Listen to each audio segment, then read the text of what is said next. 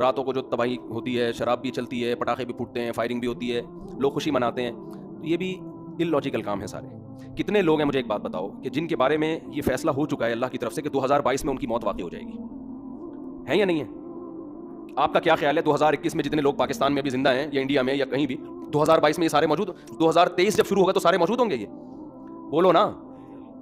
بہت سے مر چکے ہوں گے، کچھ کورونا سے مرے ہوں گے. ابھی ہمارے ایک جاننے والے ہیں، ان کا 15 سال کا لڑکے کو کل قتل کر دیا کسی نے ٹارگٹ کلنگ میں یا کسی ڈکیتی میں، مجھے پوری ڈیٹیل معلوم نہیں. 15 سال کے لوگ بھی جا رہے ہیں، 20 سال کے لڑکے بھی جا رہے ہیں، 60 سال کے بھی جا رہے ہیں، 50 سال کے بھی جا رہے ہیں، اور وہ بھی خوشی منا رہے ہوں گے، پٹاخے پھوڑ رہے ہوں گے. 2022 شروع. بھائی 2022 آپ کی موت کا پیغام لے کے آ رہا ہے، صحیح ہے نا؟ اور جن کی موت کا پیغام لے کے نہیں آ رہا، بہت سے نہیں بھی مریں گے، ایسا بھی ہوگا.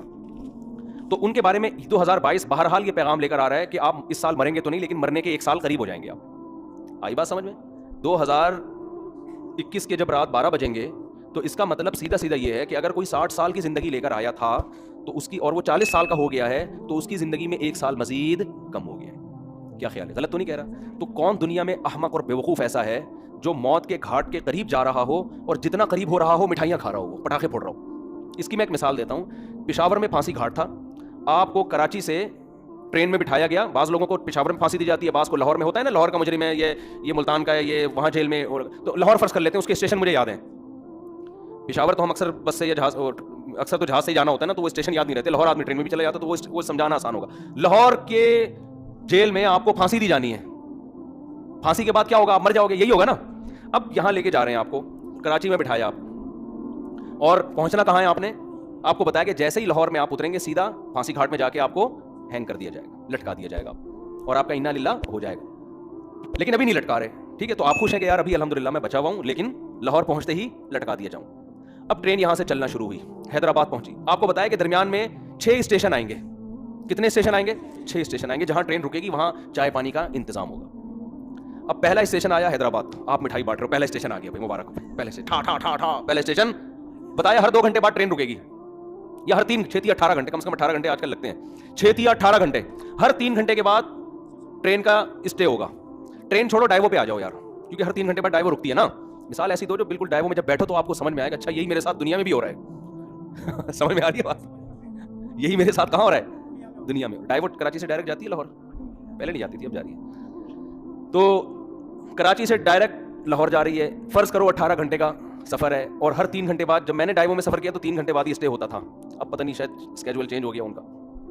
3 گھنٹے بعد اسٹے ہوگا، تو 3 گھنٹے کے لحاظ سے 6 اسٹیشن درمیان میں 6 دفعہ اسٹاپ آئے گا. ڈائیو کا جو اسٹاپ کرے گی وہ کم سے کم 6 دفعہ اسٹاپ کرے.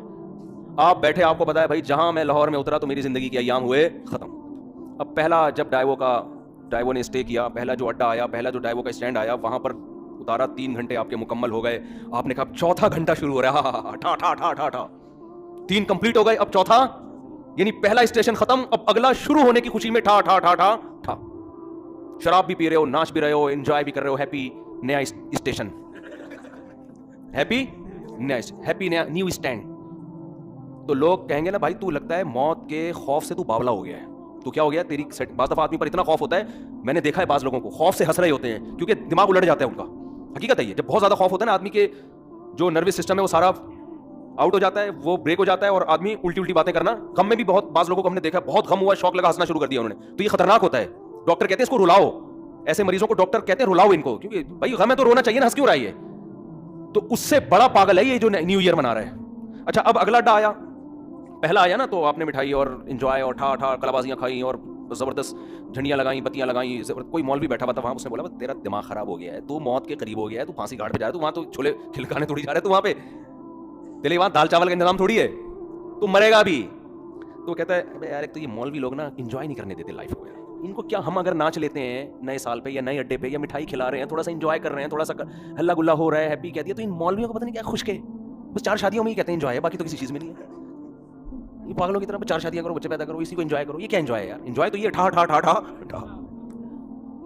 تو مولوی آپ پہ ہنسے گا، بولے گا تیری مرضی ہے بھائی، تیری مرضی ہے. میں تو تجھے اس لیے کہہ رہا ہوں کہ میرا تو خیال تھا کہ دماغ یا تو الٹ گیا ہے، تو تیری کھوپڑی کیا ہو گئی ہے، گھوم گئی ہے.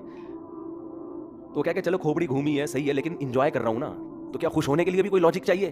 تو اس سے مولوی کوئی عقل مند ہوگا، وہ کہے گا دیکھ بھائی عقل کا تقاضا ہے کہ چونکہ تو موت کے قریب ہو رہا ہے نا، موت کے قریب ہو رہا ہے، تو اگر تو غیر مسلم ہے تو تو الٹا ناچ، سیدھا ناچ، شراب پی.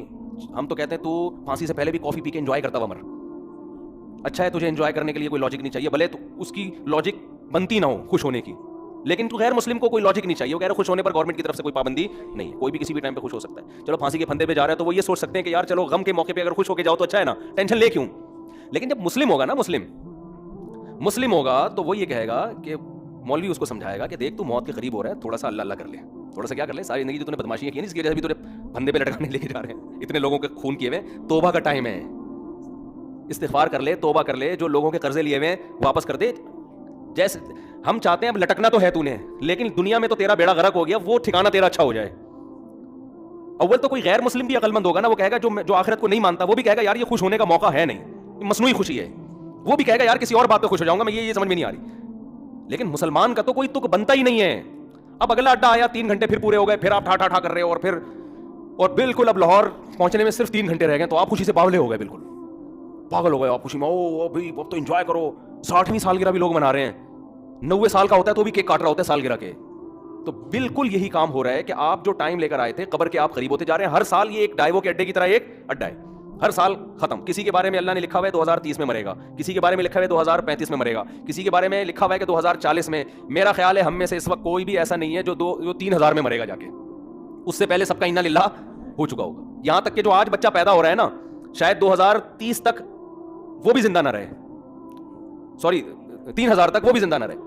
تو اب جیسے جیسے آپ کا یہ اسٹیشن ختم ہو رہا ہے تو آپ موت کے قریب ہوتے چلے جا رہے ہیں۔ ہمارے حضرت مفتی رشید احمد صاحب رحمۃ اللہ علیہ، وہ جب سال تبدیل ہوتا ہے نا، وہ تو اسلامی تاریخیں لکھتے تھے، تو جیسے 1417 ہجری ختم، 1418 لکھنا ہے، تو فرماتے میرا قلم لرز جاتا ہے لکھتے ہوئے، میرا قلم لرز جاتا ہے، ہاتھ لرز جاتا ہے، لے بھائی زندگی کی ایک اور شام ختم، زندگی کی ایک اور شام کتنی تیزی سے۔ مجھے یاد ہے میں جب ہم پہلے تاریخیں لکھتے تھے 1991، بہت جگہوں پہ تاریخ لکھتے تھے، وہ بھی ایک دور تھا نا، ہم کیا لکھتے تھے 1991، پھر 1992 آیا۔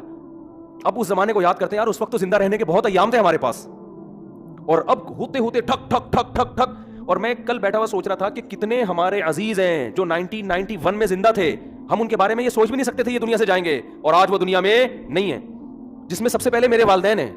میں تو اپنے والد کا تصور ہی نہیں کرتا تھا کہ یہ دنیا سے، انسان کو جس سے محبت ہوتی ہے وہ اس کے بارے میں فرض نہیں کرتا کہ یہ دنیا سے جائیں گے۔ ہماری دادی دنیا سے چلی گئی، ہمارے والد چلے گئے۔ 91 میں تو ہمارا گھر، ہم جوائنٹ فیملی میں رہتے تھے ماشاءاللہ، ہماری دادی بھی، والد بھی، والدہ بھی، بھائی بہنیں، ان کی بیویاں، سب اکٹھے رہتے تھے، سب اکٹھے۔ ہمیں کبھی بھی نہیں تھا کہ یہ گھر کبھی ویران بھی ہوگا، کبھی ہم 50 سال ہمارا وہ گھر رہا ہے، میرے والد صاحب نے وہ جب خریدا تھا 50 سال رہے ہیں اس میں، ہم کبھی تصور نہیں کر سکتے تھے۔ پھر رشتہ دار آتے تھے، سب جوائنٹ فیملی تھی، اکٹھے ایک دسترخوان پہ بسا اوقات کھانا کھاتے تھے بیٹھ کے۔ ایسا ویران ہوا ہے، اب میں جاتا ہوں تو دیواریں کھا رہی ہیں، کچھ بھی نہیں ہے وہاں پہ۔ سب سے پہلے دادی کا جنازہ اٹھا، پھر والد صاحب کا انتقال ہوا، پھر والدہ کا انتقال ہوا، پھر ہمشیرہ کا انتقال ہوا، ایک ایک کر کے لاشیں نکلنا شروع، تو ختم، فنش۔ جو تصور نہیں تھا، میں نے وہاں اس گھر میں 40 سال گزارے اپنی زندگی کے، 40 سال ختم، ویران۔ تو بھائی یہ اسی وجہ سے ویران ہوا کہ 91 کے بعد 92 آیا، پھر 93 آیا، پھر 94 آیا، پھر 95 آیا۔ اللہ نے لکھا ہوا تھا میرے والد صاحب کے بارے میں کہ 98 میں ان کا انتقال ہو جائے گا، والدہ کے بارے میں لکھا ہوا تھا کہ فلاں سن میں ان کا انتقال ہوگا۔ ہوتے ہوتے کل میں اپنے بچوں کو لے کے بیٹھ، کل ہی کی بات ہے، تو میں اپنے واقعات سنا رہا تھا نا بچوں کو، اپنے والد صاحب کے اور والدہ کے۔ تو خیر، کیسے جو والدین انسان کے ساتھ محبت سے رہتے ہیں، کیسے جو ہے وہ مائیں روٹیاں پکا پکا کے زندگی بھر کھلاتی ہیں، کیا ایک محبتیں ملتی ہیں نا، کیسے ختم ہوتے ہیں دنیا سے، ایسا نام و نشان مٹتا ہے کہ جیسے کبھی تھے ہی نہیں۔ ہماری زندگی میں سب سے مؤثر کردار ہمارے والدین کا ہوتا ہے۔ بچہ ماں سے کیسے چپکا رہتا ہے، وہ کبھی تصور کر سکتا ہے کہ اس کو بھی میں کبھی قبر میں اتاروں گا، کبھی تصور ہوتا ہے اس کا؟ سب سے قریبی انسان کے اس کی ماں ہوتی ہے، کبھی سوچ سکتا ہے کہ ایک دن میں اس کو اپنے ہاتھوں سے قبر میں ڈال کر آؤں گا، کبھی سوچ سکتا ہے؟ وہ اتنے بڑے بڑے انسان کی زندگی میں سب سے بڑا حادثہ اس کے ماں باپ کا دنیا سے جانا ہے، سب سے بڑا حادثہ۔ تو میں کل بچوں کو لے کے بیٹھا ہوا نا، باتیں کر رہا تھا ان سے، تو بچے بھی اپنے ماں باپ کے بارے میں سمجھ رہے ہوتے ہیں یہ دنیا سے نہیں جائیں گے۔ تو میرا چھوٹا سا بیٹا ہے، میں اس بیٹے کو سمجھا رہا تھا، دیکھو ایک جیسے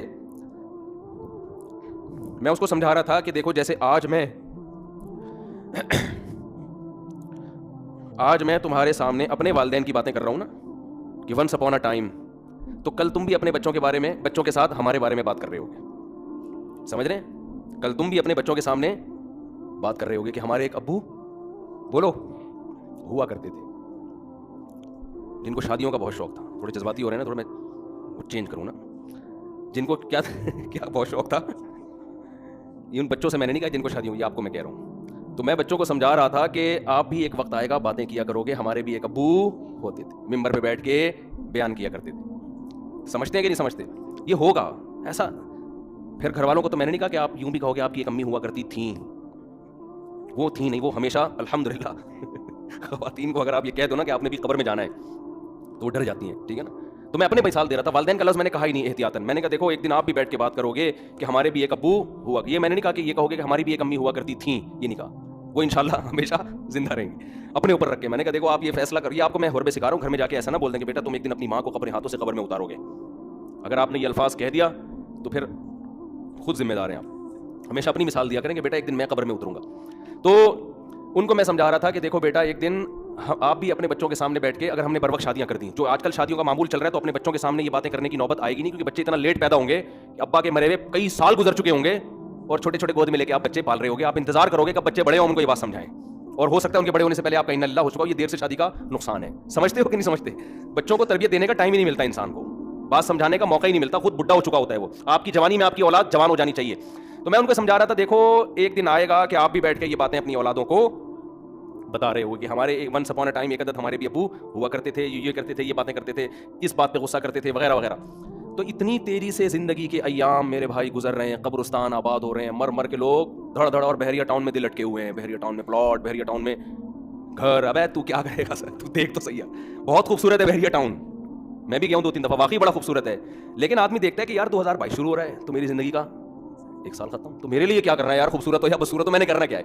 جتنا بھی دیکھو جو پھانسی کے پھندے کی طرف جا رہا ہے نا لاہور, ہر 3 گھنٹے بعد ایک اڈا ختم ہو رہا ہے اور قریب ہوتا جا رہا ہے, تو وہ اتنے کھیت اور وہ جو کھلیان اور بلڈنگوں کو دیکھ کے کبھی متاثر نہیں ہوگا. کہہ رہے اپنے دوستوں سے کہے گا یار یہ تمہارے لیے ہیں, یہ میرے لیے نہیں ہے. حتیٰ کہ جب لاہور اسٹیشن کے قریب پہنچے گا تو اس کو بحریہ ٹاؤن نظر آئے گا. اب لوگ کہیں گے اس پھانسی پہ لٹکنے والے کو کہ دیکھ کیا خوبصورت بحریہ ٹاؤن, کیا وہ کہے گا تیرے لیے ہے, میرے لیے نہیں ہے, میرے تو پاؤں قبر میں لٹکے ہوئے ہیں.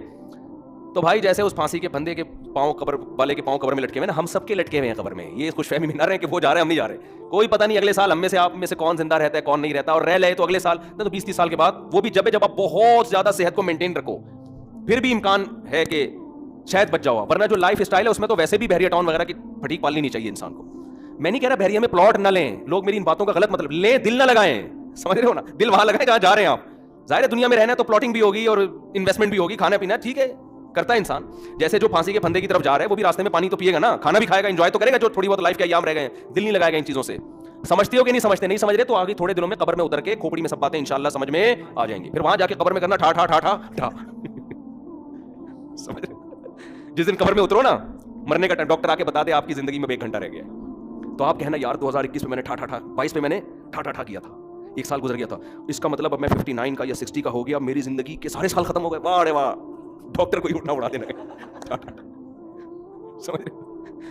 تو ایسے ہی ٹھک ٹھک ٹھک کر کے زندگی کا ایام ختم. تو یہ رونے کا ٹائم ہے, سال ختم ہو گیا, اللہ سے توبہ استغفار کر لو, اے اللہ جو ماضی میں ہم سے گڑبڑیں ہو گئی معاف کر دے, اگلے سال تو نے زندگی دی تو وہ گڑبڑیں نہیں کریں گے. سمجھ رہے ہو؟ جو لوگوں کے پیسے, اور یہ تکلف نہ کیا کرو, ہیپی نیو ایئر, اور کوئی کمی کوتاہی ہو تو معاف کر دیں, یہ تکلف ہے, آپ کو پتہ ہے, سب کو پتہ ہے, کوئی دل سے معافی نہیں مانگ رہا. ایک صاحب حج پہ جا رہے تھے, مجھے کہنے لگے میں آپ معاف کر دیں, میں نے کہا میں نہیں کر رہا, 500 روپے دے گا تو معاف کروں گا, ورنہ نہیں کروں گا. سیدھی سی بات, 500 روپے دے دے میں تیرے کو معاف کر دوں گا. پھر بھی نہیں دی اس نے. تو کہہ رہے میں نے آپ کا کیا بگاڑا ہے جو آپ مانگ رہے ہیں؟ جب میں نے کہا تو نے بگاڑا نہیں تو معافی کیوں مانگ رہے تو, بگاڑا ہے تو میں 500 روپے دے گا تو معاف کروں گا, ورنہ تو جب بھی کوئی اس طرح کیا کرے نا معاف کر دیں, بولے 500 روپے دے دے معاف کر دوں گا, فری پکڑ میں نہیں کیا کرو. صحیح ہے؟ تو یہ تکلفات ہیں, چھوڑ دو ان کو, یہ تکلفات ہیں. جو کرنے کا کام ہے توبہ استغفار کر لے آدمی, اور جو ہے وہ حقوق العباد ہیں وہ لوٹا دے ان کو, آئندہ کے لیے عزم کرے, یار جو ہو چکا ہو گیا, آئندہ انشاءاللہ. جب ابتدا ہی گناہ سے ہو رہی ہے, نحوست سے سال کی ابتدا ہو رہی ہے, جس کا مطلب اللہ کو آپ نے بتا دیا ہے کہ اللہ میرا آئندہ بھی یہی پروگرام ہے. تو ان چیزوں سے, آتش بازی سے اور یہ ہیپی نیو ایئر وغیرہ سے روکیں اپنے آپ کو, لوگوں کو کرنے دیں جو کرنے ہیں, آپ بچے رہیں اس سے. اور یہ لوگ حسرت اور افسوس کریں گے اس وقت جب ان کی موت ان کے سر پہ آ کے کھڑی ہوگی. ابھی ان کو ہنسنے دیں, آپ تھوڑی دیر اللہ اللہ کر کے رو لیں, کل آپ ہنسیں گے یہ روئیں گے. تبھی قرآن کہتا ہے نا کہ ان الذین آمنوا, وہ سورہ مطففین کی آخری آیات ہیں, وَإِذَا مَرُّوا بِهِمْ يَتَغَامَزُونَ وَإِذَا انقلبوا إِلَىٰ أَهْلِهِمْ انقلبوا فَكِهِينَ فَالْيَوْمَ الَّذِينَ آمَنُوا مِنَ الْكُفَّارِ يَضْحَكُونَ. قرآن کہہ رہا ہے آج یہ لوگ دینداروں پہ ہنس رہے ہیں, کل دیندار ان پہ ہنسیں گے. جو دین کو فالو کرتے ہیں وہ کل ان کے اوپر ہنسیں گے کہ تم نے اپنی زندگی کس فضول چیز میں برباد کر لی.